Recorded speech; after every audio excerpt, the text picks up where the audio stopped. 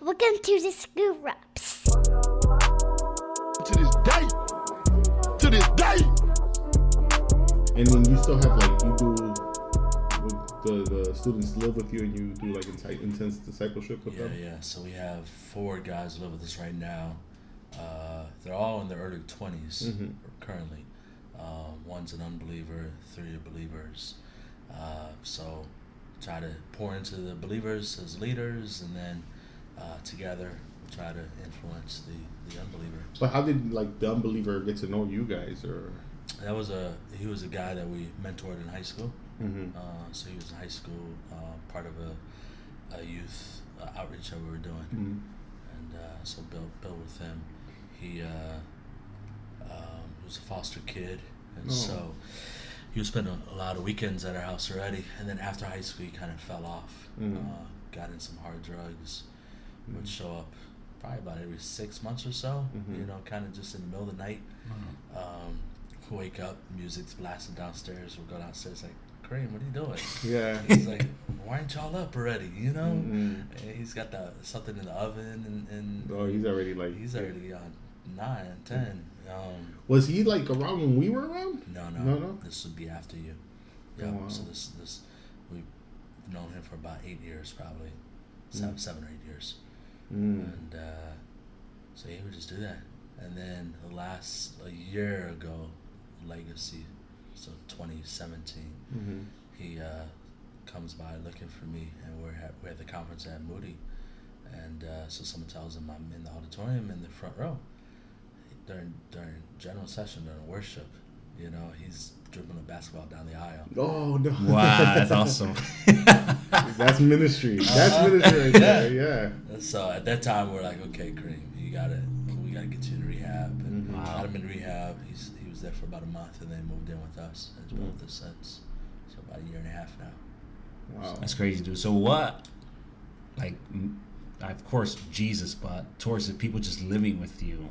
Because I remember that when I was young, I was like, man, if I had my own house, it's crazy to have like, okay, strangers or whatnot come live with us and all that. Because I remember you were, well, all right, so kind of to bring context, because we've been recording already. We met you like in 2002?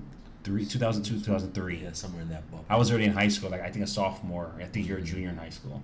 Yeah, and I remember you came in and you were like, our youth pastor connected us with you, and I guess because we were leadership, and he said, I want you guys to go to this class with him. He's going to show you guys how to do like devotions, how to start source groups and all this stuff. And I remember me thinking for a while, I'm like, is he going to be our new youth pastor? And they're just like kind of like sliding him in. And you're the first person that I will see in ministry that I'm like, he had a genuine, like you knew your call. You weren't coming in to like find a position. You weren't into, you weren't poaching people from the church. You were just like, I'm here to show you guys this, and that's it. We're cool. And you were doing like that type of discipleship, and then you got this house, and then I'm like, okay, now he has people that are living with him, and he's discipling them. And then for a couple of years, like I feel like I would see you every once in a while. Do you remember I saw you at it was a church that my friend used to go to, AJ Evangel? No, it was some church that had a gym, and we were working out. The guy, my friend, but there was a recording studio in there. Okay. And you walked in there, and I was like, Brian? And you're like, yeah, man, Legacy Conference is like this week, and you were like connected to like these like big rap artists, and I'm like, what happened? Like, you were just the guy that was showing us how to do devotions, and now you're like doing big things, And I'm like, man, now we hear about Legacy Conference all the time. What got you starting to do those type of things? Because like when we met you, we were just drinking your Kool-Aid, eating wings, popcorn. Yeah, we were just playing video games at your house, and then I'm like, whoa, like what got you doing those things? For sure. So, my heart is to try to be as close to like Jesus as possible, right? And I think that should be the goal for every believer. Yeah. And so, when you read the Gospels, you just see how Jesus did ministry. Mm-hmm. It's he always just walked with people, had people close by to him that he was pouring into, and then he would go out and do ministry, heal, preach the truth, love on people, so forth. And in John chapter 1, when John the Baptist is preparing the way for Jesus, and John the Baptist sees Jesus walk past, right, and he has two disciples with him. He says, "Look at the Lamb of God, right, who takes away the sins of the world." The disciples don't do anything in that moment. The next day, though, in John chapter 1, I think it's verse 35, he says it again. Look, the Lamb of God. He sees Jesus again. So the two disciples start to follow Jesus. One of them being Andrew, the other one being John, and Jesus turns around, sees them following, right? He's like, "Yo, what are you seeking after? What do you want?" Right? And their response is they call him rabbi, which means teacher, right? And so in today's day and age, if we see someone as a teacher, then it's like, "Yo, where's your podcast at? Right? Yeah. Where's your church at? Where do you preach at? So forth." But what they do, they ask a question that's really would be looked at as a weird question today, right? And they ask, "Where are you staying?" Right? Where are you staying? Like, I see you as a rabbi, I see you as a teacher, so I want to know where you're staying. Because the idea in that day and age, in that culture, in the Eastern culture, you didn't learn by sitting in a classroom with somebody. You didn't learn simply by hearing them teach. You learned by that, but also by their lives, right? Yeah. And so it's easy for someone once a week in a pulpit, right, to be an amazing, gifted speaker, right, and say the right things, and then they go home and beat their wife, or they're strung out on drugs, or they're mishandling money, whatever. One of the qualifications for being an elder is be hospitable. He must be hospitable, right? Which people would be set down as a pastor if they're mishandling money for the most part, right? Or if they're having an affair, right? But no pastor ever gets sat down for not being hospitable. Yeah. Which is like, that's one of the qualifications according to scriptures. Yeah. And on top of ministers, we're all called to be hospitable. That's a command. That's one of the commands of scriptures. Be hospitable to one another. So that hospitality is always going to look different for people, right? Yeah. For some, it's open up your house. For someone, it's spend a weekend. Who's coming from out of town. For others, it's helping someone who needs a home, needs a place to stay.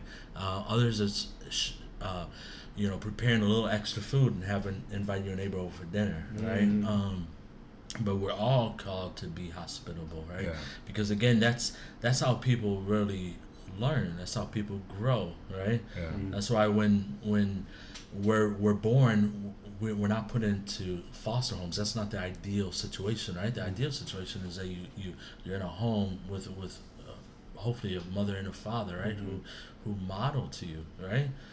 Our parents didn't sit us down and say, "This is how you walk," right? "This is how you talk," They just did it, and we started mimicking them, right? And so that's the way humans learn, right? So the closer I could get people to my life, the more hopefully God starts to rub off on them, right? The more they start to, man, what's different about this person, right? Why does he love me like this? Why does he treat his wife like that? Why does he handle his money in that way, right? Why does he not seem to be all about himself? And then that leads to continuing gospel conversations. So that's always been our heart. So my wife and I have been married 19 years now, almost, and we've never had biological kids. So we feel if God hasn't given us kids biologically, then there must be a reason for that, right? There's two responses, right?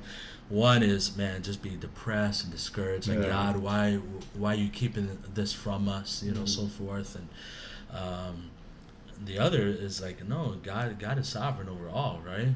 Like he's the one who has not gotten us pregnant, and so what's his purpose in this, right? Well, we have time, right, to open up our house to other people, and we have capacity to open up our house to other people.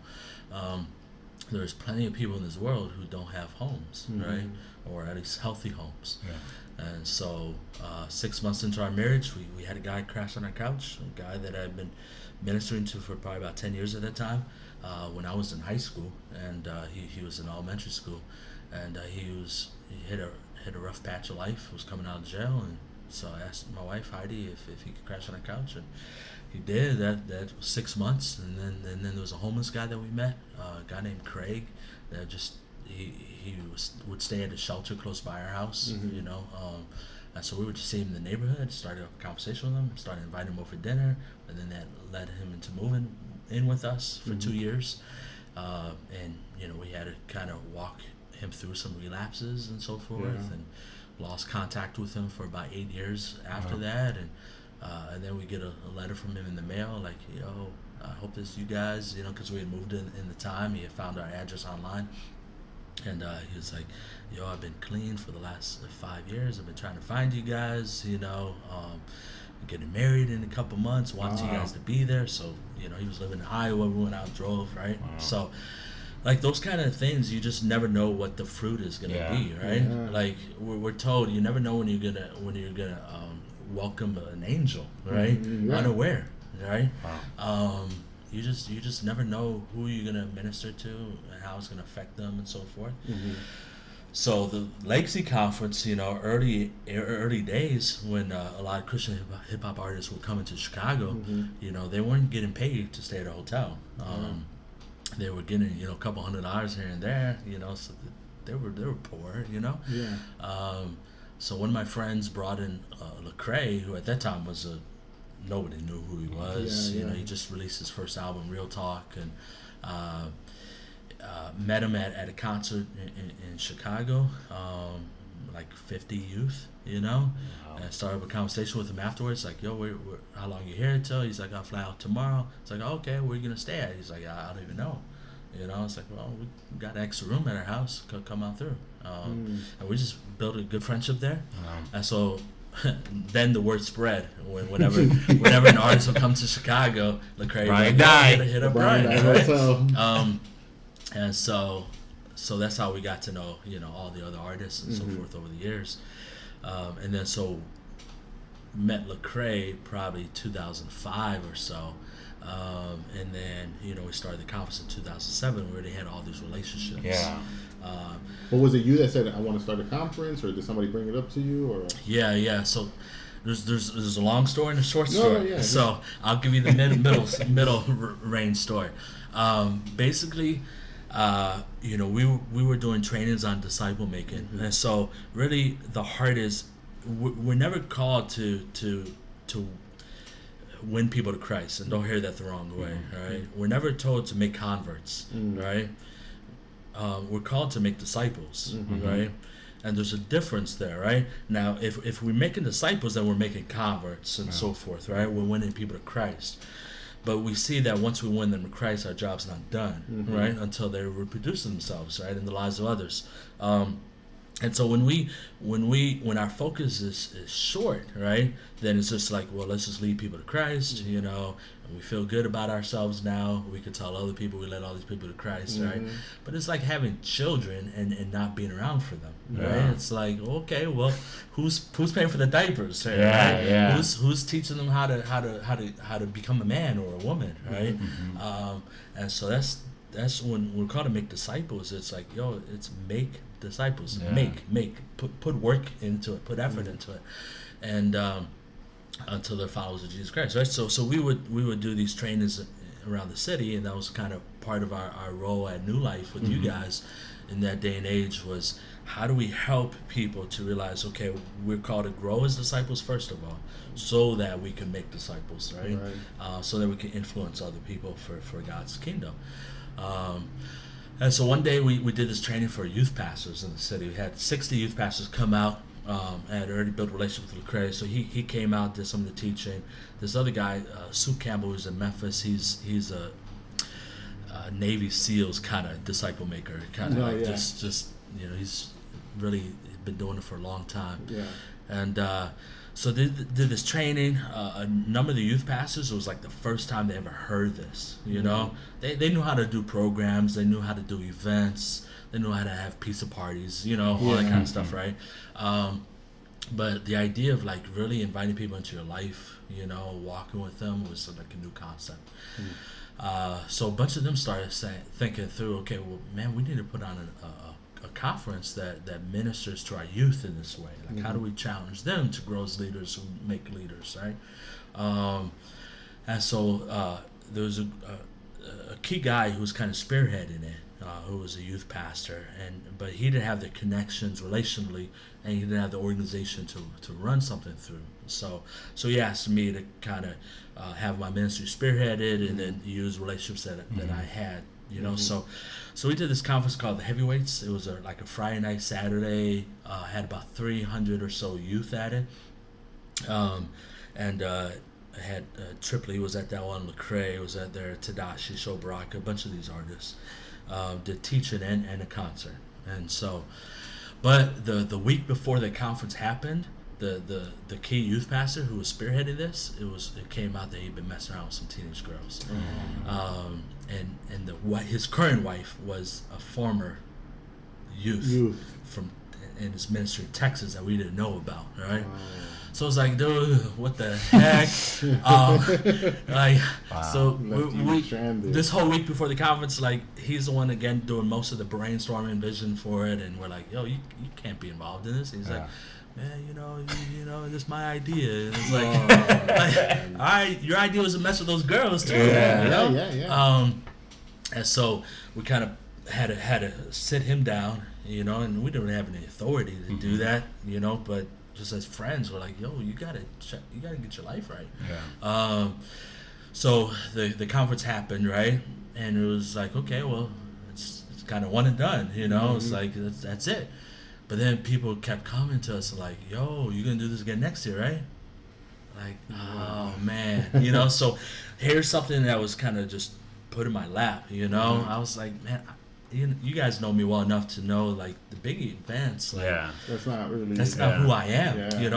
You're very like this. Like, Let's sit down. Let's talk. Let's eat some chicken wings. Yeah. Right? But it was kind of put in my lap, and so just figure, okay, God in sovereignty, has entrusted this, and so let's make the best of it, right? So we tweaked it. We switched it from a youth conference to a young adult conference. We added a bunch of workshops, so now people can get workshops on really anything from how to strengthen your marriage to how to study the Bible to church planning to prison ministry, so forth.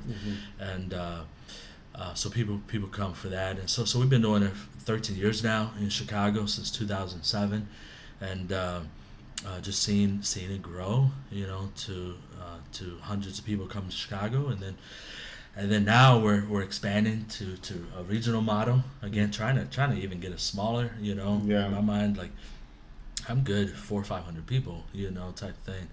As long as you're pouring into them and they're going out and doing real ministry, right? So we're in LA, we're in Houston, we're in Atlanta, and then next year we'll be in New York City as well, in addition to Chicago. And this is running at the same time, or is it like?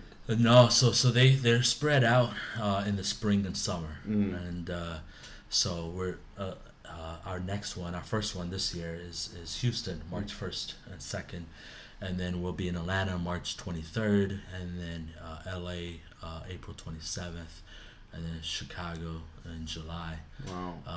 So.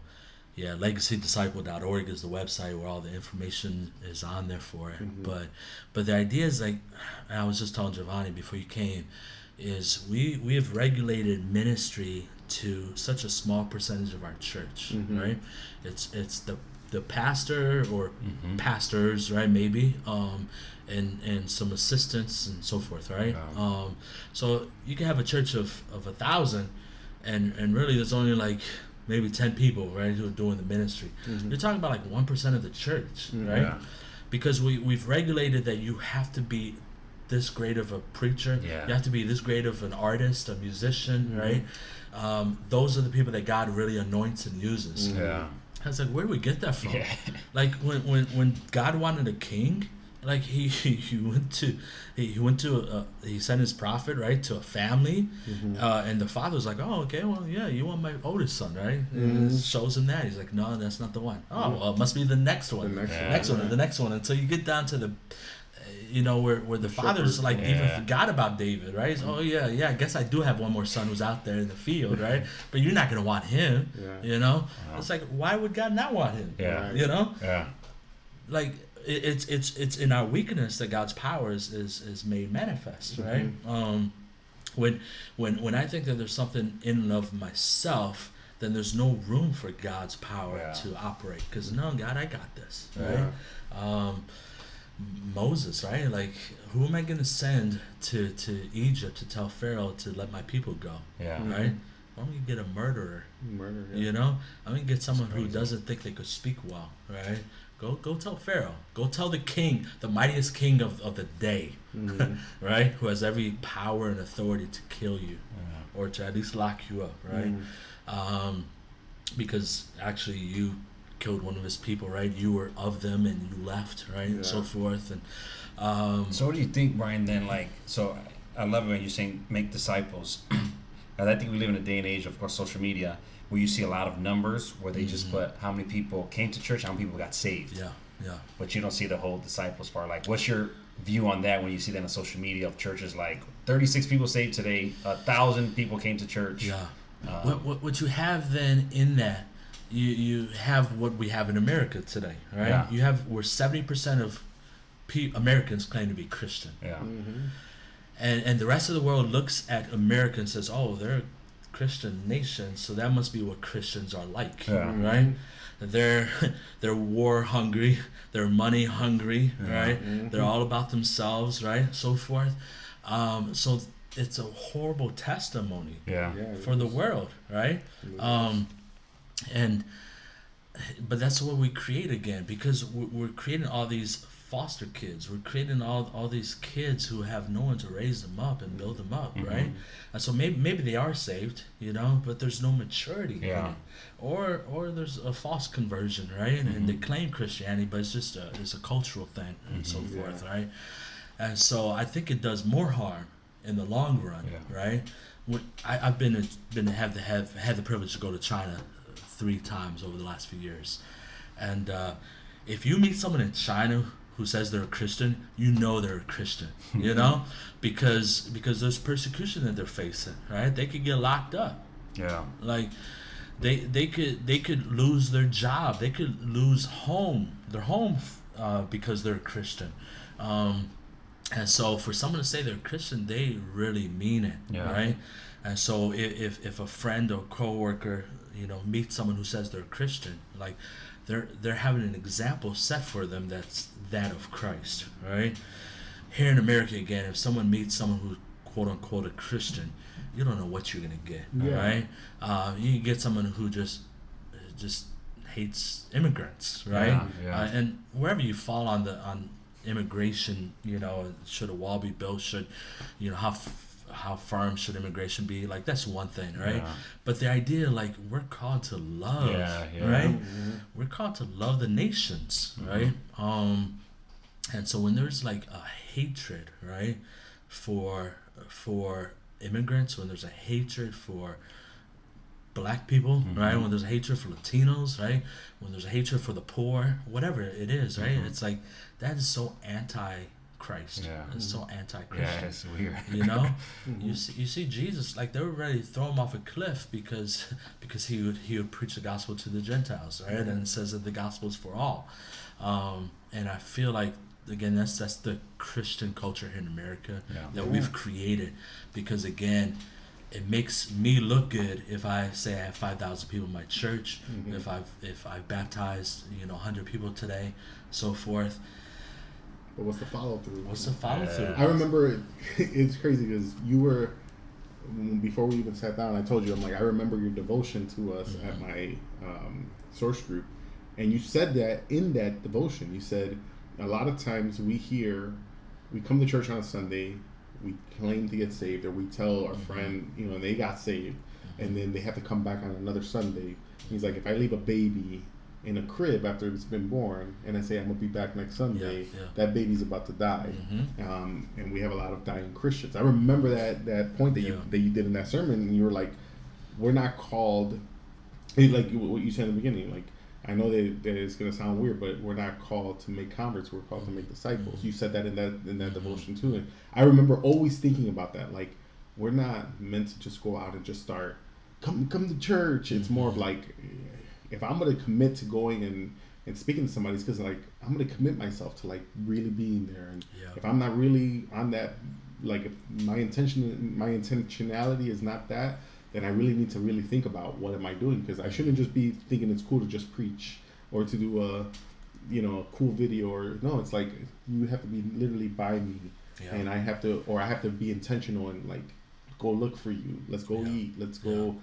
So you can kind of see my life, because that's where you're going to grow the most. And I feel like in today's culture, discipleship has been copped out to a lot of other things, or they set programs up, or they set up, and really it's just a cop out discipleship, or not to do it, or people are too lazy to disciple, and they blanket statement things. We talked about it when it came to, like, mental health issues, how in church culture it's like, why are you depressed? You have Jesus.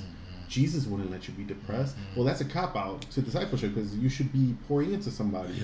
And if you have people in your church that are saying they're depressed, like, what are you doing? How are you talking to them? Are you, going to the hospital? Are you even, like, hey, come over for dinner or whatever it is? And a lot of times leaders are like, well, no, he's probably not really even saved, because if he was saved, he wouldn't be depressed. And then you have pastors that are, another pastor just committed suicide a couple of weeks ago.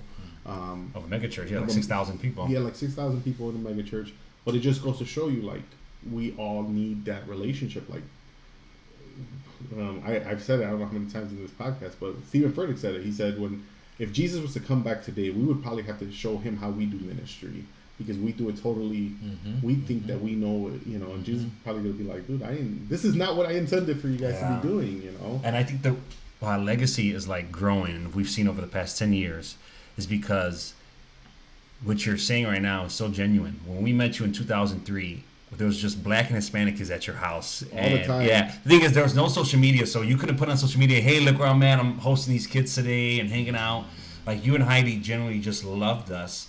You didn't know who the heck we were. What we were bringing. Yeah, what we were bringing. Somebody stole your PS2. Yeah, I remember that.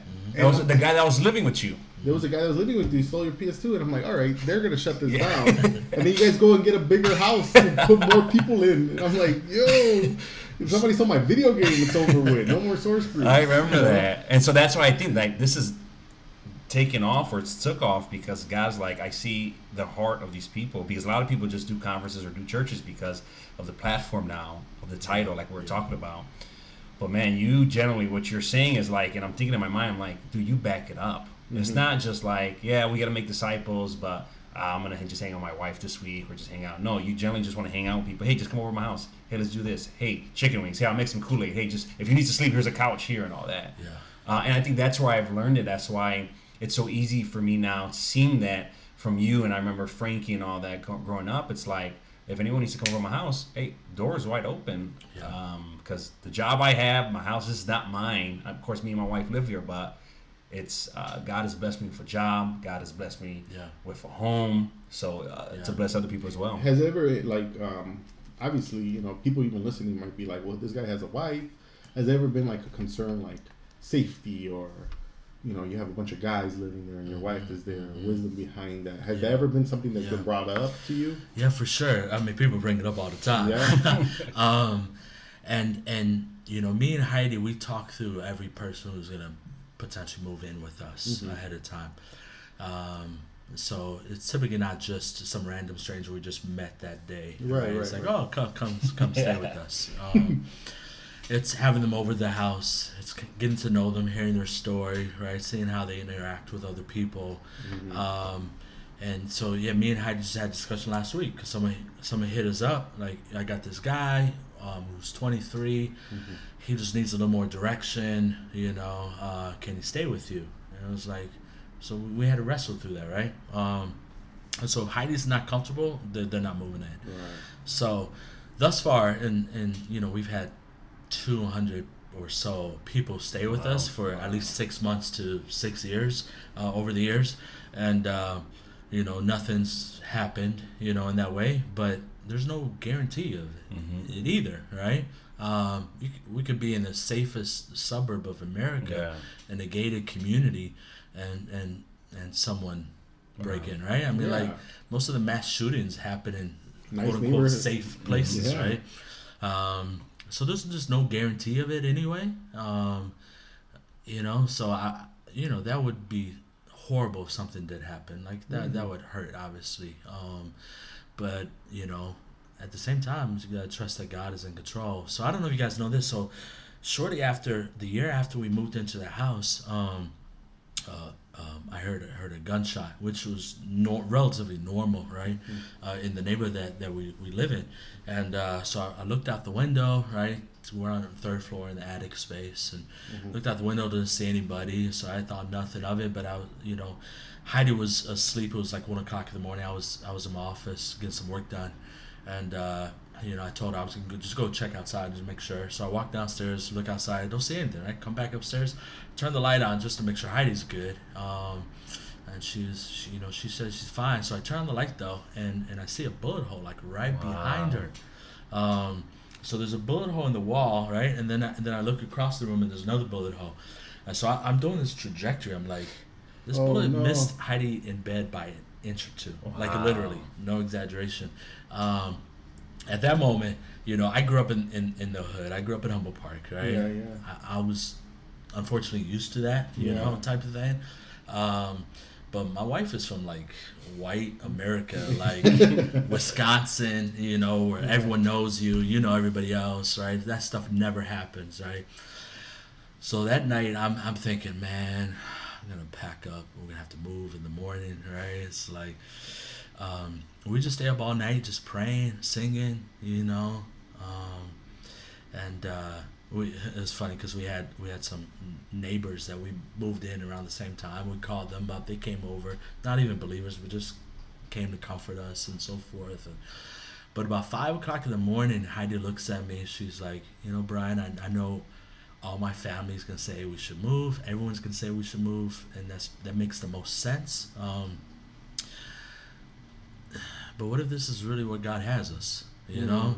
We have the choice to move, but many people on this block don't have the choice to move, right? They're here because it's the only option, right? And so what does it look like if the light continues to leave the darkness, right? I was like, man, that's my babe. That's my good thing. Yeah. So you know, so at that time we just chalked that up as like this was Satan, you know, trying to test us, you know, and what Satan meant for harm, God meant for good, right? And God he used that to reaffirm our commitment there. Jeremiah 29, you were just talking about the name of your church. Jeremiah 29, the Israelites are in captivity in Babylon, and they're wanting to get out of there, right? And the false prophets are coming and they're saying, yo, God's gonna get you out of there. This is not what he has for you, right? This is not a good place for you to be at. And God sends his prophet Jeremiah to tell them, yo, I've sent you into captivity. I have you there, right? And he tells them, build homes, plant gardens, have children, have grandchildren. Like you're gonna be here a while. You're gonna be here a while, 70 years, right? And he says, seek the welfare of the city where I have placed you, and in its welfare you'll find your welfare, right? So the whole idea is, if I live in a community that the schools are underachieving, right? There's two options. I leave to a community with better schools, or I seek to better those schools, right? The first option makes me the center of the decision, right? My family the center of the decision. And it doesn't help others, right? Yeah. The second option sees the community as the center of the decision, right? It's love.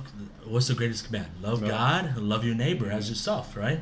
And so, how do I love my neighbor in this decision? Well, it's I better stay and seek the betterment of the schools, right? Same thing with violence. Same thing with any other issue, right? It's like, yo, if I'm commanded to love my neighbor as myself, if I'm commanded to seek the welfare of the city, the peace of the city, right?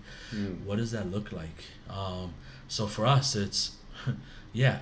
Nobody wants violence. Nobody wants to take a chance of a bullet going through your house. Yeah. Nobody wants to send their schools to underperforming school, your students to underperforming schools, right? Okay, well, what is light supposed to do then? Yeah. It pushes darkness out, right?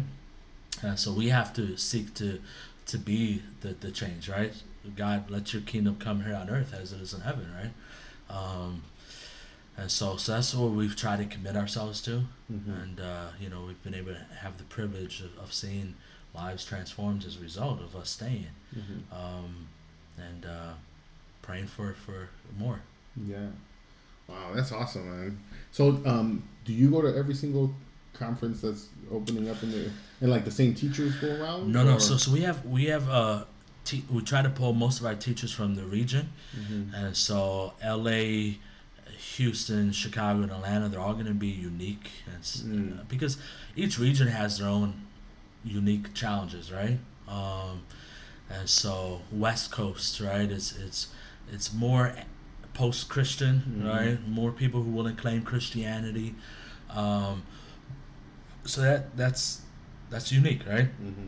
In the South, in Texas, right? Everyone's a Christian, supposedly, right? So how do you minister to people like that, right? In Atlanta and so forth. And so we pull local people. I'm at each one of them. My team is at each one of them to do the logistics, to do the work of it, kind of so that the conference runs smooth.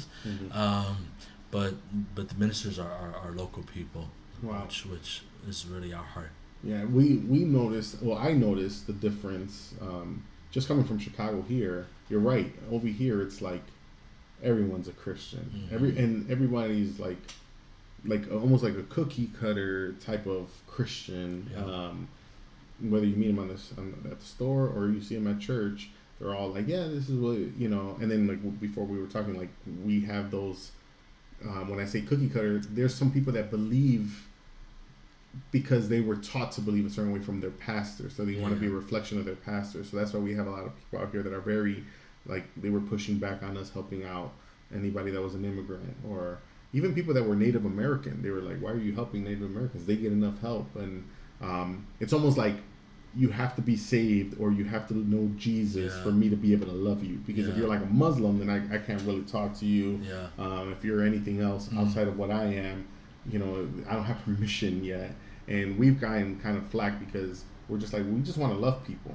We want to love people, and we have to understand that there's some people that don't really believe what we believe, but I still can love them, and through that they can still be ministered to, or through that we can still get stuff done. And we're stopping ourselves short because we're, they don't look like us, or they don't live like us.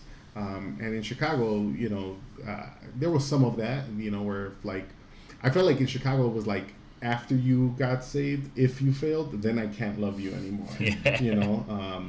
And I used to be that type, or and there's still probably some parts of me that I need to really see. But I remember friends of mine that would get their girls pregnant or something like that, and I'm like, oh man, he failed, he's done. He's done. He's out. He's out. Excommunicated. He wanted to be a pastor. We're done. And then I remember we got pregnant, and I remember the same people that loved me, that backed me up, they were the same ones that were talking about us, or I feel bad for them, their lives are over. And then our son comes, and he's like the greatest thing in the world. And I'm like, the same thing that people were saying was going to be like the end of us, for me, I'm like, how can this be anything but like God's love, in our lives? And it showed me, like, moving forward, like there is people that need to feel that love when everybody else has rejected them. And unfortunately, a lot of times it's the church that rejects those people that are like genuinely seeking love or redemption. We live in a very cancel culture. We cancel people. We're seeing it in the news. People come out, they're trying to do it right now with Jimmy Fallon and Jimmy Kimmel. And Jimmy Kimmel. Oh, they did blackface like 10 years ago on Saturday Night Live. And so they're trying to cancel them, and let's take their jobs away. Let's do this. And in the world, they're like, how can we find a path to redemption? I'm like, man, shoot, the world is trying to do that. In the church, we're not even trying to do that. Like, how can we find a path to redemption? A pastor did something, he fell off. A leader did something, he fell off, she fell off. How can we bring them back and not have them live their failure their whole life? You know, and that's why I feel like a lot of people just end up saying like, screw it, I don't want to do this because, you know, the church is full of hypocrites. And I'm like, yeah, we're all full of hypocrites because we're all imperfect. You know, and that was kind of like our foundation for this podcast, the screw ups. We're all screw ups. We're all, you know, but we have Christ and he redeems us, and we might not be perfect. I might speak about stuff that I really don't know about too much about, but this is what I feel that is happening, whether it's political or in the world. And I'm open to conversation. And I'm open to somebody saying, "Oh, I think you're wrong for this," or you know, "I never thought about it this way." But yeah, I do really feel like there's not a lot of room for redemption in the body of Christ. Like a lot of times we, you know, oh, okay, you got saved, cool. Now you better be perfect this whole time. Go and sin no more, you know. And then boom, somebody falls, and you know, we told you, or you shouldn't have done that. You know, have you like how do you guys deal with stuff like that? Do they even speak about stuff like that in Legacy Conference or anything like that? Yeah, so we have workshops that hit on a lot of that. So we definitely, you know, whether you call it social justice or just caring for the poor, caring for the broken, right? You just see God's heart. Like throughout the Old Testament, you see God over and over again telling his people to care for the widows, to care for the poor, to care for the orphan, right? To care for the immigrant, like over and over again. It's our natural tendency as humans is to care for people who benefit us, That's right? true. And so if you have money, I want to be your friend because I might get some of that benefit, right? If you know people, I'm gonna treat you special because I might get some of that benefit, right? If you ain't got nothing to offer me, then why should I? Why should I? Right? And so it's easy for me then to write you off, right? That's anti-Christ. That's anti-Christian, right? Jesus hung out with the sinners. He hung out with the poor. He hung out with the Gentiles, right? To a Jew was like the worst, right? And we need to get that heart, right? The heart of Jesus, the heart of God. And how do I care for people again who have nothing to offer me?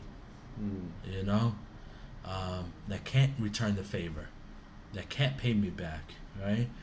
And that, I think that's exactly where Jesus would be, because when we read the Gospels, that's exactly where he was, right?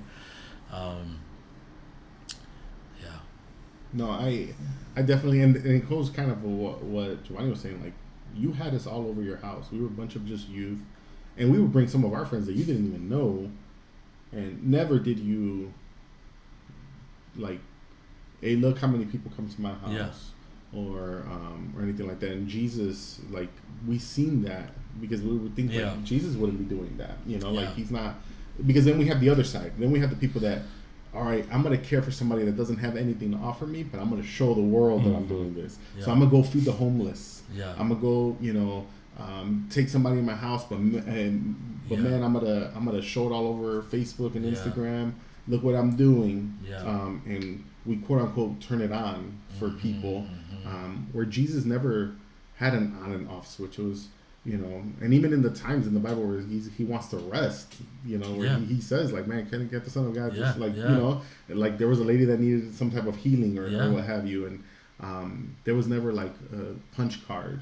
Like, I'm off of work. You can only reach me at this time. I remember I had a pastor one time tell me, I was going through some stuff, and he said, man, text me anytime you want. That was the initial thing, gave me his number. And then I was going through some, you know, I don't know if it was like remarriage or whatever, and I texted him, never got a response back until like the end of the week. It was a Monday, I texted him.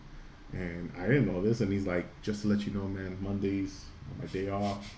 You know, it's kind of like the church culture. Mondays you don't really reach out to me because I'm with my family, man, and, you know, I have to really focus on my family on these days. And I'm like, dude, I was like sleeping in my car. I needed somebody to talk to, you know. Yeah. And I just remember like thinking like I cannot be this way. Yeah. And so you just see the difference in ministry from one state to the next. And I can imagine you going to China and seeing how maybe like you go to China and you're like, dude, this is not like, this is like nothing compared to what you know. Lincoln the other day was like, Dad, I'm starving. And I'm like, dude, you don't know what starving is. Like, go to Africa, those kids are starving.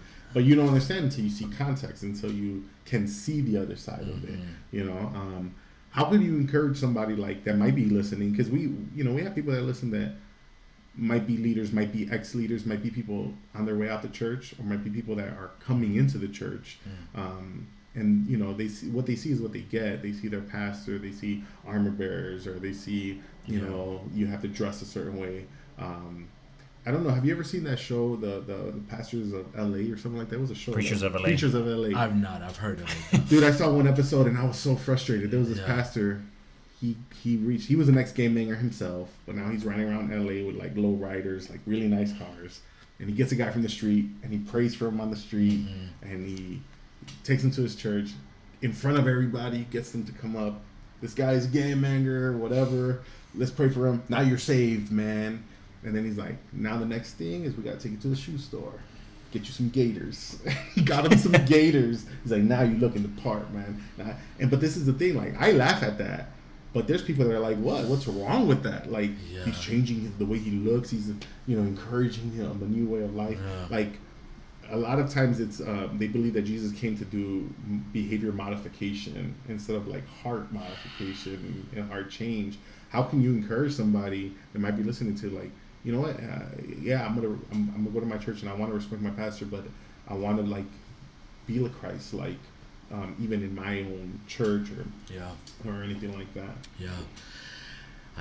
Man, my challenge is always start with what's in front of you. You know, we all have friends, we all have family, we all have relatives. You know, we all have neighbors, coworkers, right? Who need someone to love on them, you know, need someone to care for them. And so often, you know, we either think too big, right? We're like, man, if I only had $1 million, I'll open up a community center, right?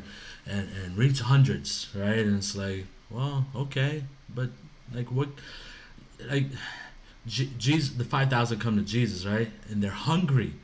And Jesus looks at his disciples, what are you going to do for them, guys? You know? And the one disciple is like more of a mathematician, numbers guy. You know, he's like, man, these months' wages won't even take care, right? He's automatically like, there's no way we can do it, right? We don't have the money for it. Another disciple, Andrew, was like, well, I found this boy who has 5 loaves and 2 fish. I don't know what he's going to do, but he brings it to Jesus, right? And so often it's that is what Jesus is waiting for, right? Us to bring our 5 loaves and 2 fish. Like, God, I don't know what you could do with this. You know, my car doesn't run very good, right? But what can you do with it? You know, is there someone I could go and meet with, right? With this broken down car, right? God, I don't have a whole lot of money, but you know, after going over my budget, I have $20 extra a month, right? I could go to the movies with that, or I could find a homeless dude and take him out for a cheap lunch and have a conversation with him, right? It's like, use the 5 loaves and 2 fish, right? Bring it to Jesus and see what he does. You just never know what he's gonna do with that. And you know, don't think that you're gonna change the church culture. Like, only the leadership at top is able to change the culture. Like, if you're in a church and you don't like the culture, you know, you're gonna have to wrestle with, okay, either I stay and I just, you know, look for ways to have meaningful relationships, you know, where I can, right, and not get bitter and upset, right? Because if you're gonna stay, don't be that bitter person who's talking bad about the bride of Christ, right? Or, you know, prayerfully, maybe you find a church that's a better fit for you, right? But either way, like, again, I don't need my church to to anoint me to love my neighbor. Yeah. Right? Like, I don't need my pastor's blessing for me to share the gospel with somebody. Yeah. Right? And a lot of people feel like that. A lot of people wait for that Yeah. because they feel like, well, I'm not hired yet to do these things. Yeah. And it's like, no, dude, you don't have to get a title to live out your title. Jesus or whatever. gave it to us already, Yeah. right? In Matthew 28, right, it says, "Go make disciples of all nations." There you right? go, yeah. Baptize in the name of the Father, Son, and the Holy Spirit. Teach them to observe all that I've commanded you, right? And I am with you always to the end of the age. Jesus is the one who's going to be with us. You know, our pastor. I'm not saying this in a way to bash our churches or our pastors. Like, God has appointed the church. He has appointed leaders over the church, right, for a purpose. Unfortunately, a lot of those shepherds and leaders need a heart awakening themselves, right? But again, the church is God's vehicle for His people here on earth, right? And so we need to honor that and respect that.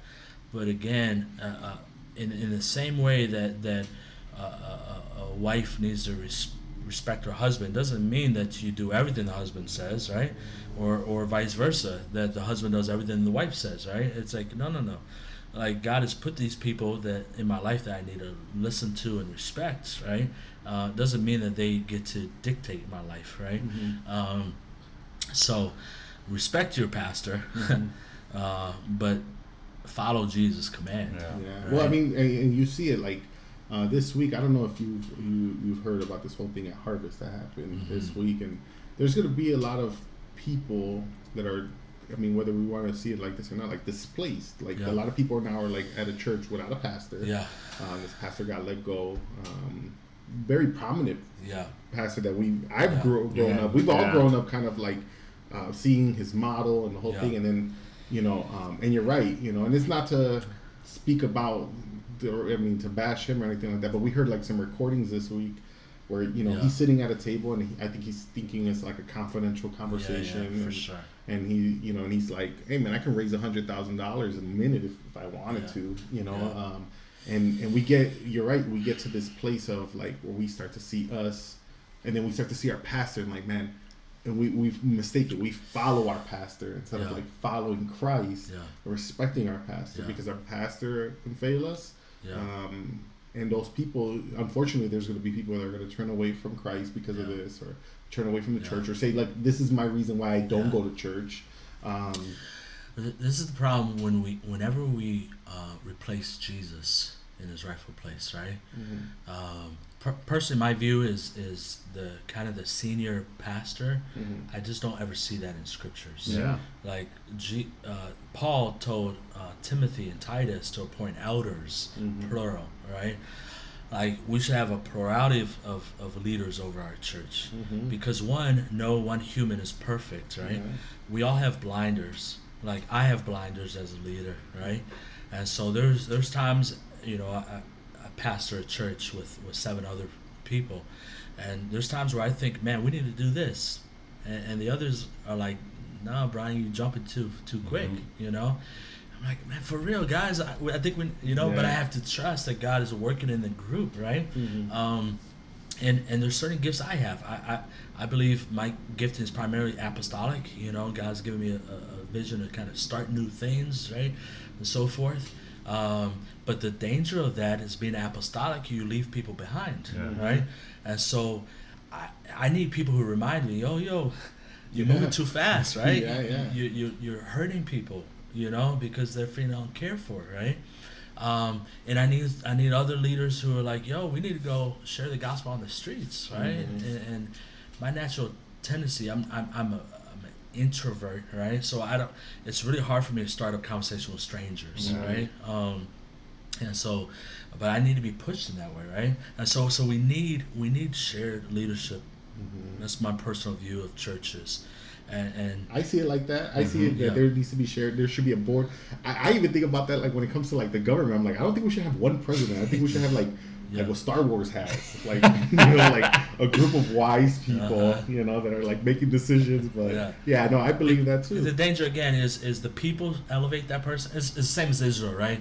They say we want a king. Yeah. God's like, why do you want a king? Yeah. Like I'm your king. They're like, no, we want someone human, Somebody guy. can see. Someone Yeah, can see. yeah. And he's like, okay, if that's what you guys want, right? And so Look what happens. Here's Saul, right? And then what happens in David and everybody else, right? Even the kings who were better were still horrible, Yeah. right? It's Yeah. like God warned them. They're gonna take your daughters. Mm-hmm. They're gonna take your sons for war, right? They're gonna take your money, Wow. right? And that happened, right? So in the same way, like, but as humans, we have a hard time seeing God as our leader because we can't physically see him Yeah. and touch him, right? So I want a human that I look gonna up to, lead me right? and- Who's gonna lead me, and so when things don't go well, who do I blame? Yeah. Yeah. I blame them, Okay. not because I'm not gonna blame me, but I'm wise enough not to blame God, God, right? yeah. So I need another human to. You haven't taught me right. You haven't done this right, right? Yeah. So I've made him into my God, so it's not good for me because I'm not looking at God in the right way, but it's not good for him because eventually he's gonna get more and more puffed up, even if he starts off humble, right? Which I believe I don't think there's too many pastors who get in the position just for themselves, right? Yeah. I think for the most part people Starts get noble. into it in the right way, all right? But if you're continuously praised, oh pastor, that was a great message. Oh pastor, you're amazing. Oh pastor, right? And it's like that you can't help but have that affect you. Yeah. The same way with artistry, right? Music, poetry, whatever, right? Anytime we're lifted up on a pedestal, right? That pedestal is gonna make the fall real hard, when we do fall. But yeah, we see that at Harvest with James McDonald. We saw Willow Creek with Bill Hybels, right? Mark Driscoll, The Bill Hybels one kind of hit.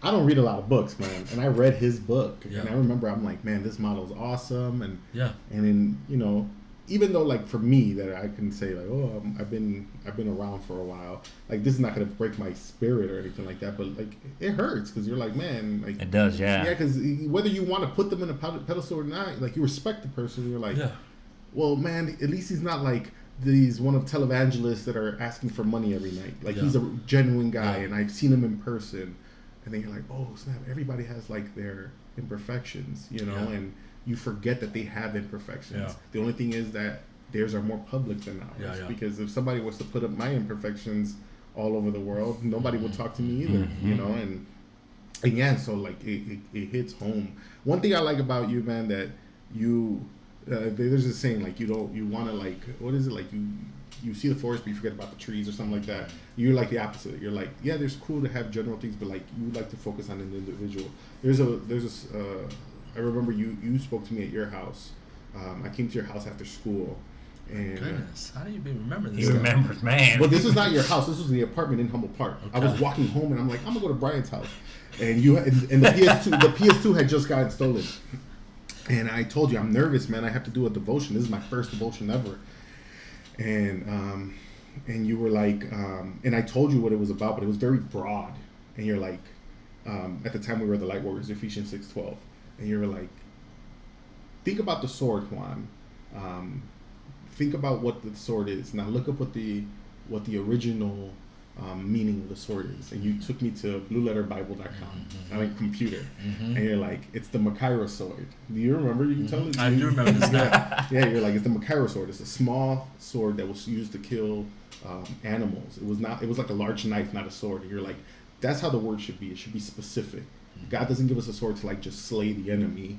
He gives us like a small sword so that we're specific. So if you're dealing with something, you speak about that. There's scripture about those specific things. And you very much do ministry that way, where you're just not like this broad, if you're going through something, because you're going to get everybody to be like, yeah, I'm going through something, somebody just hit their wife and somebody just got fired. That's so going through something, but you're very specific about, how you help people, and you want to meet them kind of where they are. and not kind of just blanket again. Jesus can just do it. No, Jesus. And there's a scripture. Like even just sitting now, you're giving scripture, backing up your claims, and that's something that I've always appreciated in what you've done, and it's something that we carried into our ministry. And you pick from people, and people might not be perfect, but I always looked at ministry like two different ways. Like, if somebody brings you a soup with a bug in it, you could either be like, hey, there's a bug in my soup, I don't want it, or you can take the bug out and just still get the good stuff from it. And I want to be that way. Like, I don't know, like there's some pastors that have fallen in scandal on the news, but it's like, but are their sermons now null and void? No, because they came from the Word of God, and the Word of God never comes back. You have to get rid of most of the Psalms. Yeah, exactly. It's like David was an adulterer and a murderer, right? And he's writing stuff they were preaching about on the altar. So that's something that I've always appreciated coming from you. And even though there's years in between that we talk, I'm always like, man, this guy's always. You've been like a foundation for us. Like, example, he said his first devotion. I got my first devotion through you, through Source Group. You gave us. I remember I did it at Juan T's house. That was with Diego and all them. And you gave us handouts, and you said, "This is how you do it."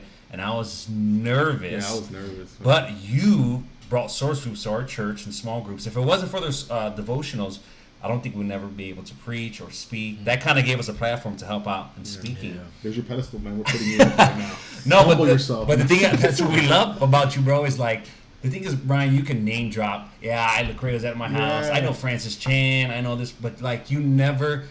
No one from you don't have holes in your jeans. You don't have the brand new sneakers. You can have all that, but you don't do it. And so I think that's what makes you genuine. Genuine and Christ-like.